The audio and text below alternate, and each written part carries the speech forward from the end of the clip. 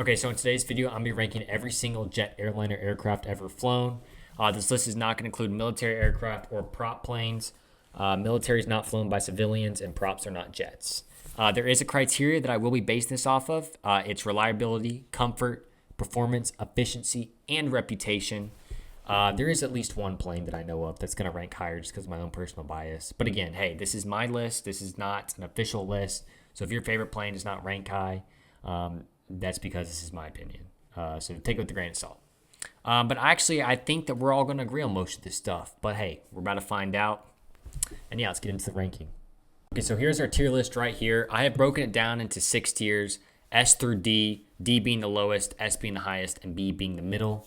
And then I just add another row for Russian Chinese knockoffs because most of those planes that are made by the Russians and Chinese are just worse copies of existing planes. So yeah, without doubt, our first plane is the Concorde. I mean, this is a no-brainer. This is obviously going into S tier.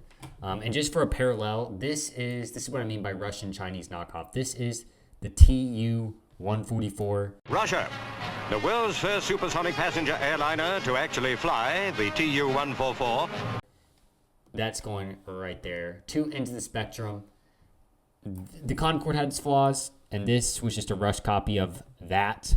So it's just worse in every way. It is just worse in every way. Not saying this is not a bad plane. It's iconic. It's legendary. It's an obvious S tier. Okay, so the next one is the A320. Now, this is kind of where my bias comes in because I actually got to go to the Delta headquarters, and I got to fly in a simulator, the A320, and it's extremely modern. Almost all flight systems are on digital computers, and it's kind of in the middle of like an A220 and an Embraer 175. Now, this was originally designed by Bombardier, and then Airbus took it over. It's fuel efficient, and it's extremely spacious for being kind of a smaller plane. So actually, I'm going to put this one in A tier.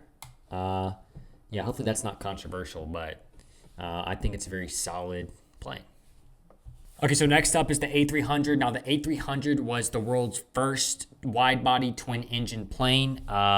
It launched in the early 1970s and became Airbus's first successful aircraft. The A300 proved that 2 engines could replace older 4-engine designs on many routes. It was efficient, reliable, and popular with big airlines for medium-haul flights. And later, it actually became used by FedEx for cargo, which is pretty cool. So for what it is, it really helped influence later planes. I would say the A340, but the A340 has 4 engines for whatever reason. It felt like they're going backwards, but we'll get to that later. But I'm going to put this one in B tier. It was good for what it is, but there's nothing special about it, you know? Okay, so next up is the A310. Now, the A310 is just a smaller version of the A300. It kind of improved on a little bit of the flaws of the A300, but nothing really special. Nothing really memorable about it. So this one's going to go into C tier. I could explain more about each plane, but I really don't want this video to be 4 hours long. But maybe I'll do a deep dive in rankings of Airbus and Boeing planes later on. But yeah, that one's going to go into C tier, and yeah, let's move on to the next one. Okay, so next up is the Airbus A318. Now, this is the smallest member of the A320 family. It was meant for routes with less demand. It had good performance, but the main kicker about it was that it had just bad economics. It held too few people. Therefore, it's going to go into C tier. There were very few that were sold, and most airlines tried them early. And that brings us to the A319, which is basically just an improved version of the A318. So that's going to go into B tier. Not really much explanation I need for that because the A318 or the A319 just improved upon the A318 and made it better. Okay, so next up is the A320. Now, the A320, in my opinion, easy S tier. It was the first fully fly-by-wire plane, and it was very fuel efficient. It's a very good safety record. Most deadly accidents were caused by pilot error or weather. A321, predecessor, I'm going to put that in A. Wasn't as revolutionary as the A320. It was just more stretched version of the A320 with more fuel-efficient engines. So next up is going to be the A330 and A330 Neo. I'm going to put the A330 in A tier, and I'm going to put the Neo in S tier. This is a really efficient wide-body airplane. Some airlines call it the most reliable wide-body plane in their fleet.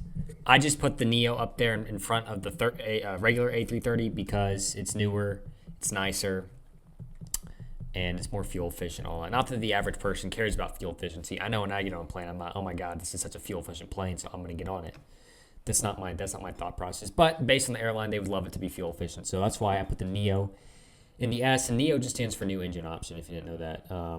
And I have the A330 in A tier. Okay, so next up is the A340. Now the A340, I'm gonna have to put this in. I'm torn between C or B tier. On one hand, it's really safe. On the other hand, it's like horribly inefficient. It's nice though. I've never personally been on one. I want to get on one before they retire it. But I think I'm just going to put this in B tier just because of how safe it is. Its safety record. So I'm going to put that one in B tier. It could easily go to C tier, but that's just my opinion. I'm going to put it in B tier. I think that's where it belongs. Okay, next up is the A350. Now, the A350, the thing I find interesting about it is if you go on Wikipedia page, there's a section for incidents and hull losses on the Wikipedia page. And this only has one on there, and it was the crash. It wasn't even a crash. It collided with a Coast Guard plane in Japan last year, which was 2024. Other than that, I don't think anyone died on the A350, but it is a carbon fiber fuselage, and people were throwing that into the spotlight because they thought maybe that's the reason why it burned down. But this one, I have been on the A350, without a doubt, the nicest plane I've ever been on. Very efficient, and it's a direct competitor to the 787 and kind of the 777, 777. But I'm going to be completely honest, I love Boeing. I like Boeing more than Airbus. It's probably because I'm American, but I'm about to put this one S tier. This is just such a great plane, in my opinion. It's really nice. It's cool. If you look at it from the front, it just looks so cool. It's so cool. Okay, so next up is the A380, and a lot of you guys probably think I'm going to throw this in S tier, but I'm not. I'm throwing it in A tier, only because of the fact that it's already being replaced. It came out in 2009, and it's already being replaced because twin-engine jets can fly the routes that A380s fly, and it's not that fuel efficient. However, it is very nice. Probably one of the nicest seats you can get on a plane is on Singapore Airways. But it's not as iconic as a 747. Like when you think of double-decker plane, you think of the 747. So that's all I got to say about that. I'm throwing that in A tier. Some people may disagree with that, but that's just my opinion. It wasn't successful as a 747, and it really wasn't that successful anyways. I mean, it was successful, but it wasn't like groundbreaking or anything. It is the largest passenger aircraft, but you know, you can hold the world record for a lot of things. Doesn't mean it's good. Okay, so next up is the Antonov AN 148/158. Now, I'm not even going to act like I know anything about this. It's not going in Russian Chinese knockoff just because it was primarily built by a Ukrainian manufacturer. This plane was built to compete with the Embraer E-Jets and the Bombardier CRJs. Obviously, that didn't work.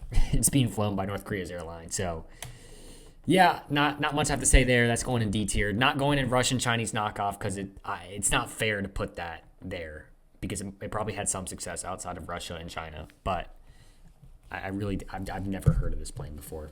Okay, so next up is the Avro Canada C-102 jetliner. Now, fun fact about this, only one was ever made, never reached commercial production because the Canadian government wanted them to focus on military aircraft, and this was only weeks after the first jetliner in North America, the Comet, which we will get to later. But this one never flew for commercial airliners, only putting up there because it was intended to fly for commercial airliners, and one was built. So that one just kind of sneaked in the board. I'm going to put it in C tier only because we never saw its potential. Not going any higher because it never flew for airliners, but it's not fair to put it in D tier. But that is the Avro C-102 jetliner. Okay, so next up is the Bad 152. Don't know if I'm pronouncing that right, but the name's kind of ironic because this is a bad plane. This is going straight to D tier. Similar to the Avro C-102, this never reached commercial phase. Only prototypes are built. However, this prototype crashed. The first prototype crashed and killed all of its occupants. So it's going straight to D tier. It was East Germans that made this plane, and it was crappy. Okay, so next up is the BAC 111. Now, this was the UK's first successful short-haul jetliner. It was made to compete with the DC-9, and it had really good success in Europe and even America. So this is going to go into B tier. It's short-haul, nothing major, nothing special about it, but it was very successful. So that's going to earn it a B tier. Okay, so now we're getting into the Boeing planes, and there's not a better plane to start this out with than the 707. 707, easy S tier. This is the plane that started the jet age. This is the plane that made long-range jet travel mainstream. This is also plane laid the basic layout of all future jetliners, which is potted engines, narrow-body fuselage, and swept wings. This was the anchor of almost every major airline back in the 60s and 70s. And yeah, not much else to say about it. This was a pretty legendary plane. Okay, so next up is the Boeing 717. Now, if you've never flown on Delta, AirTran, ValueJet, or QantasLink, you've probably never been on this plane.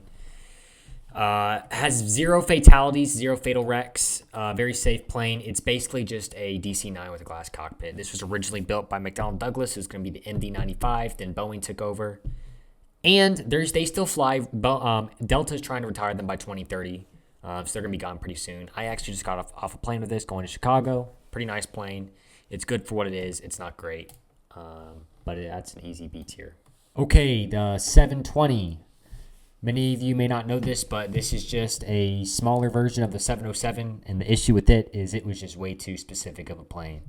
It was smaller than the 707. It was meant for medium routes. And it was just way too specific of a plane. I'm pretty sure only like 150 were built. So I'm just going to chuck this thing into C tier. I mean, it's just a worse version of the 707. Okay, next up is the 727. This is an easy A tier. This was an iconic plane. This was a staple in every domestic air carrier. It was reliable. It was a workhorse. And it could take off pretty much anywhere. I mean, it was. There's nothing more to say about it than it's A tier. My favorite picture of it is there's a picture of a Southwest 727. And if you guys don't know, Southwest really only flies, well, they only fly 737s. So that's my favorite picture of it. I'll throw it up on the screen. But all right, this will probably be the most controversial ranking of the video, the 737. Now, 737 came out in 1967, became the highest selling aircraft of all time. However, as of late, this thing was plagued with issues, multiple fatal crashes, multiple issues, multiple groundings. If you asked me 20 years ago, easy S tier. If you ask me today, it's going to have to go into A tier. I know, but this thing's had issues as of late. So it would be S tier maybe 10 years ago, but today, A tier. And there should be no question about this next one. 747, S tier. There's not a more iconic plane in the sky. It's unfortunate that I have not been able to get on one yet. I am still planning to go on one. But hopefully it's in the near future because I don't know how much longer these things are going to be around. But they're still used in cargo today. But this is probably the most iconic airplane of all time. So this is an easy S tier. I don't care. I don't care what anyone has to say. This is probably the easiest S tier up there with the Concorde. Next up is the sports car of the sky, the 757. This for me is an S tier. This is my bias. This is one of my favorite planes. If you ask any pilot what their favorite plane is to fly, they're most likely going to say the 757. Its engines are way too overpowered for the plane. It's not fuel efficient, but then again, who gives a crap about fuel efficiency other than airlines? It's extremely safe. And in my opinion, this is just my opinion, this is the best narrow body of all time. Just my opinion. The 767. Now, the 767 was Boeing's first twin-engine wide-body plane. This is a dying breed. Many airlines are starting to replace it with A330s and A350s, newer planes. If this was cargo, I'd put it as S tier, or I'd consider putting it as S tier. But we're not talking about cargo, so this baby's going to have to go into A tier. Pretty solid airplane. No major issues with it. Really nice, actually, on the inside. I flew one from Fort Lauderdale to Atlanta. Just the most random thing in the world. It was the Delta Centennial livery, too. Most random thing in the world that I flew that from Fort Lauderdale to Atlanta. This was an ER, too. This is extended range. So I'm just saying, it's pretty nice. It was really nice. So now we have the 777. 777 dominated the long-haul market for 2 decades. One of the safest wide bodies ever. This is an easy S tier in my opinion. And thankfully, Boeing is at least trying to make the 777X. I don't know. It's supposed to come out in 2020. and it is now 2025 and not supposed to come out for another couple years. Although I'm going to try to get on an inaugural flight for this because I love this plane. And the engines on the new 777X, the GE9X, insanely big. I watched the video on it when they announced it. It's insane. So the 787, I was going to put it B tier, but now I'm thinking I'm going to put it as A tier. It got off to a rocky start. Boeing thought that the 787 was going to replace the routes that the 777-300 currently flew. It didn't.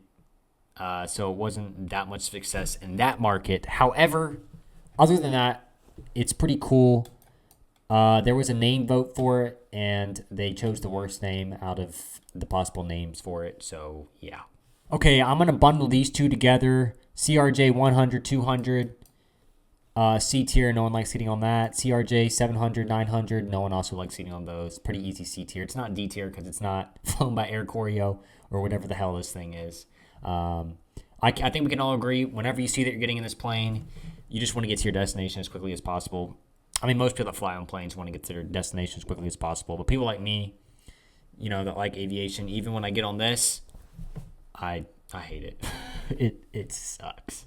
Okay, next up, the British Aerospace Avro 146. Now, when someone asks me what my favorite plane is, I say the BAE 146, which is this plane right here. I don't know why. I saw this plane. I instantly fell in love with it.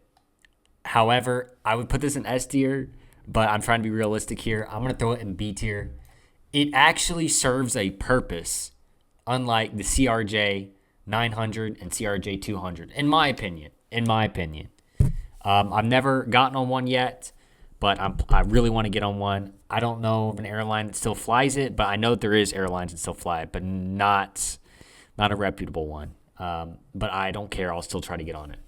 All right, now we have the Comac C909 and the Comac C919.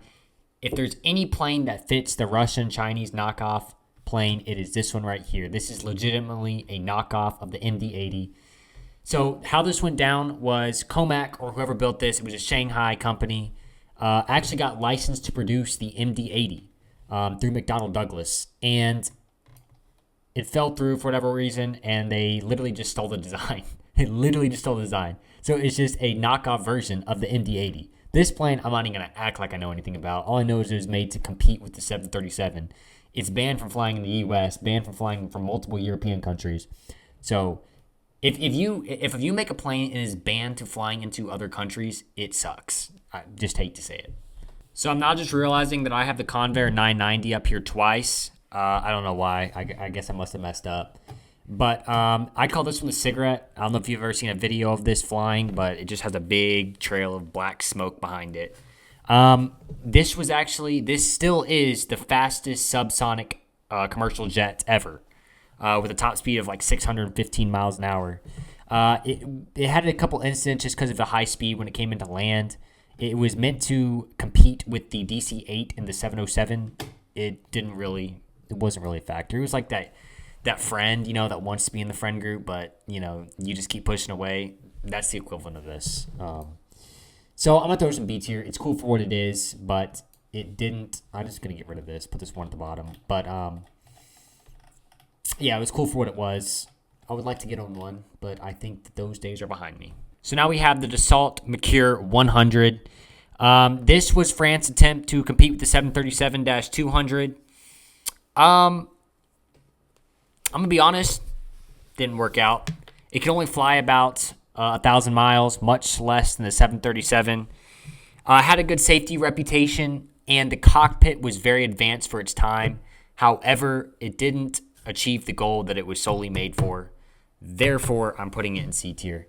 It looks very similar to the 737, and if this was made by the Russians or Chinese, it would definitely be going in a Chinese-Russian knockoff. So next up, we have the de Havilland DH-106 Comet, and holy cow, the name is as ugly as the plane. This was the world's first commercial jetliner, and that's about it. It sucked. It had multiple issues, metal fatigue, all this other bunch of stuff. It was not good. That's just my opinion, and it's very ugly, so I'm not even going to attempt to put it in C tier. It's just how ugly it is. But this thing was plagued with problems. So now we have the DC-8. The DC-8, in my opinion, was a better version of the 707. However, the 707 is an S tier, but the DC-8 does not have the nostalgia factor of the 707. The 707 outsold it, and the design was kind of rushed on the DC-8. I'm debating A or B tier. I'm going to put it in B tier, but because the main reason why the 707 is an S tier is because of the nostalgia factor. But I'm going to throw it in B tier. I'm just going to. So next up, we have the Embraer E-Jet family and the ERJ family. The ERJ is going to go into C tier with the CRJs for the same reasons. However, the Embraer, specifically the Embraer 175, I'm going to put in B tier because it excels at what it is, a regional jet. It's very nice. It's very fuel efficient. It's just a really good plane overall. But it's not getting anything higher than that because it's a regional jet. Next up, we have the Fairchild Dornier 328 jet. This was a pretty good jet. However, the airline severely messed it up, so it's getting a C tier. I've heard the airlines can't even find parts for it today, which is not good. Can't fix it, you can't fly it. So now we have the Fokker F-28 Fellowship. This is when regional airlines started to use jets instead of turboprops for regional flights. And I'm going to give this one B tier. It's a regional jet, but it started the transition from turboprops to jets. It sat 60 to 100 people, and it excelled at what it did, plain and simple. And it's going to earn itself a B tier.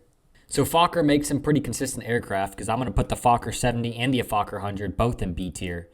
Fokker 70 came out in 1994. The Fokker 100 came out in 1988. Fokker went bankrupt in 1996. The Fokker 70 was just a niche 60 to 70 seat passenger plane. It had really good handling, and the Fokker 100 is just a follow-up to the Fellowship. Not much else to say about those two. So they're going to go into B tier. Not C or D tier, but they're good planes. The Fokker 100 is still flown today, so it's pretty good. So now we have the Hawker Siddeley HS-121 Trident. The coolness factor on this one is that it was the first plane to fully auto land by itself. Other than that, it sucks. It was meant to compete with the 737 and originally was going to be larger, but British Aerospace wanted it to be shorter, and it was disastrous, to say the least. It did not compete at all with the 737. So not that many airplanes have, but this one definitely did not meet that expectation. Now we have the tale of three planes made by the Soviets. We have the Illusion 62, the Illusion 86, and the Illusion 96. The 62 was meant to compete with the 707. It kind of competed. It was actually longer than the 707, and it was the longest plane at the time. So the 62 is going into C tier. The 86 D tier, I'm not going to act like I know much about the 86 or the 96. I just know the 96 was made right when the Soviet Union collapsed, so it never saw really any success. So we're going to put this one in the Chinese knockoff because it was really just a smaller version of the A340.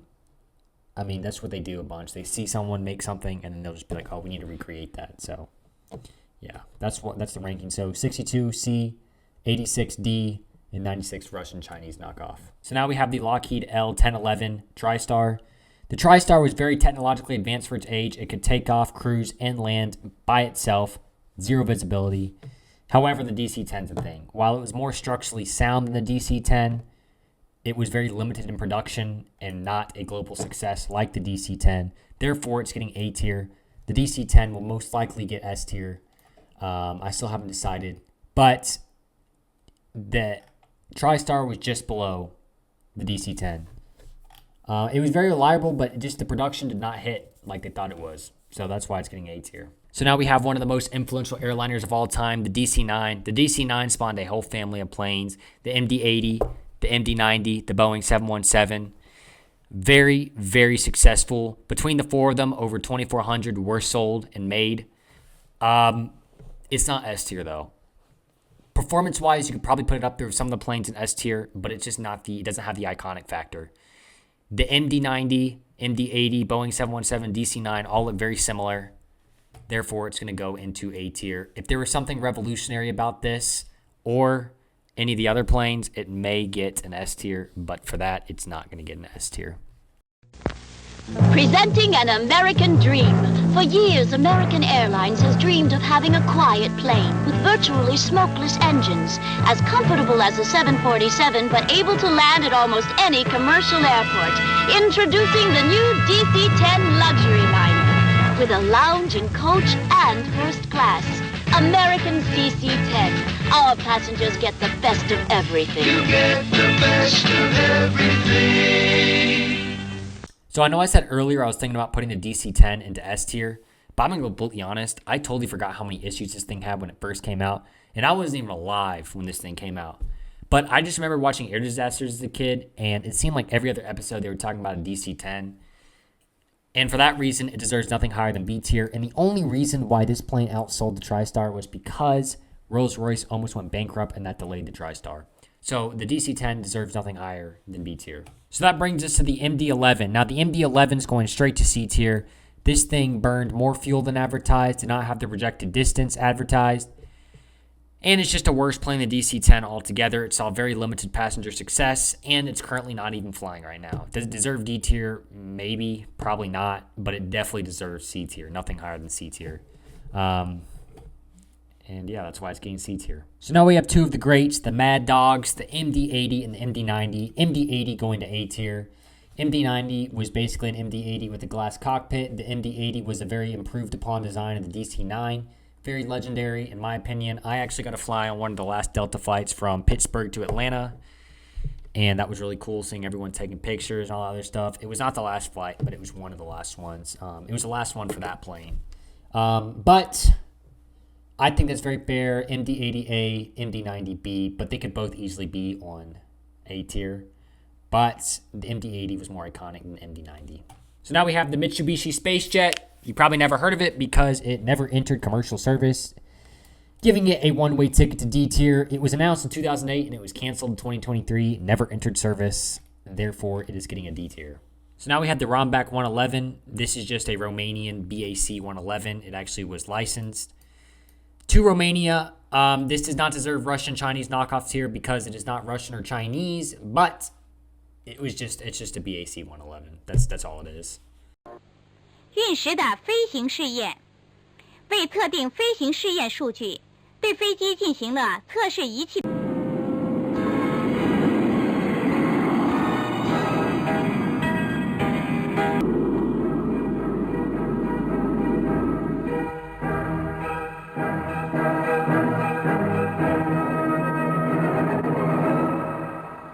So now we have the Shanghai Y10. The Shanghai Y10 was China's first attempt at a commercial jet airliner. This was meant to compete with the 707. Never entered commercial service. No customers. It's a D tier. It's not Russian Chinese knockoff because, to be fair to them, everyone was trying to compete with the 707. So it's not a knockoff. It is pretty much their own version of the 707, but it's not a knockoff. Now we have the Sud Aviation SE210 Caravelle. This is actually the first successful short-haul jetliner. Its design, the rear-mounted engines, heavily influenced later short-haul airliners. So this is going to get B tier. It wasn't really anything heavily influential like the 707, but it influenced short-haul jetliners. So it's going to get into B tier. The Sukhoi Superjet 100. This is Russia's regional airliner. This is not a Russian Chinese knockoff. It was actually directly made to compete with CRJs, but it doesn't. So I'm going to put it in C tier. I'm going to put it in D tier just because it's probably not able to fly outside Russia. So it's going in D tier. I just want to say before I rank these Soviet Tupolev jets, if you guys are a fan of these, you guys probably aren't going to be happy with me because of how low I rank them. But with that being said, let's go ahead and get into the Tu-104. This was one of the world's first jetliners. It's historic. It's basically a bomber with windows, but rough handling and poor safety record dented its reputation. That's going in D tier. Now we have the Tu-110. The Tu-110 was a 4-engine upgrade of the 104. It never exited prototype stage, therefore it's getting another D tier. Now we have the Tu-124. This was a smaller version of the 104. It was better, but it was still outdated for its time, so we're going to put this one into C tier. The Tu-134, this was the Soviets' answer to the DC-9. It was good for its time, but it aged like milk. It aged poorly. So this is going to get a C tier just because it was good at the time. Now we have the workhorse, the Soviet Union, the Tu-154. What's actually cool about this is this one could land on pretty much anything. Rough runways, what you need if you're landing in the Soviet Union. So this is getting a B tier. This is the only Tupolev jet that's getting a B tier and probably the highest Russian jet.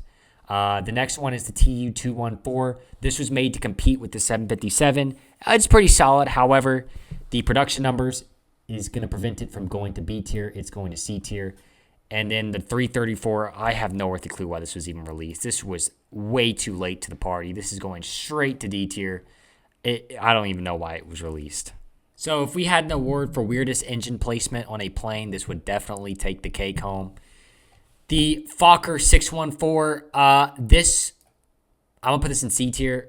To be completely honest, poor marketing, high operating cost, and there wasn't really a market for regional jets when it came out. Only about 19 were made. So it's going to go into C tier. But it's pretty cool. I know there's a new Honda jet coming out with the same engine placement. That's the real goal for that is to reduce foreign debris getting into the engine. So enhancing its lifespan. So that's the point of that. Now we have the Vickers VC-10. If we were basing this also on military, this would be A tier, but I'm going to put it in B tier. It became obsolete faster than U.S. airliners. This was made to compete again with the 707. It was very fast, though. It went around Mach 0.87. This was really big in the Royal Air Force, but I'm not putting that into account in this ranking. But it's going to get a C tier. It had a high operating cost, and it just became obsolete very quickly. So the MC-21, I don't even know if this one's flying right now. I know that it had its first flight in 2017, but I don't know if any airlines fly it. I don't really know much about this plane. I know it's pretty advanced. I know it's meant to compete with the A321. It never will. No Western country is going to buy this. I think I have to put it in C tier. It's pretty cool, but I don't even know if it's flying. So now we have the Yak 40 and Yak 42. The Yak 40, they're both going in C tier, but the Yak 40 could actually land pretty much anywhere in Soviet Russia. That's why it was a pretty good plane for them. These two had really no success outside of Russia, Vietnam, places like that, because of just how many countries have trade restrictions against them, and no U.S., British, European countries going to fly these planes. But the Yak 40 gets C tier, and so does the Yak 42. The Yak 42 was the first Soviet plane with autopilot. And then I have another picture of a DC-8 down here. I don't know why, but that's going to do it for these rankings. All right, I just want to thank you guys for watching this video. If you guys enjoyed the video, make sure to drop a like. If I make another rankings video, it'll probably be over military planes just because those are more interesting than prop planes, but one of those two.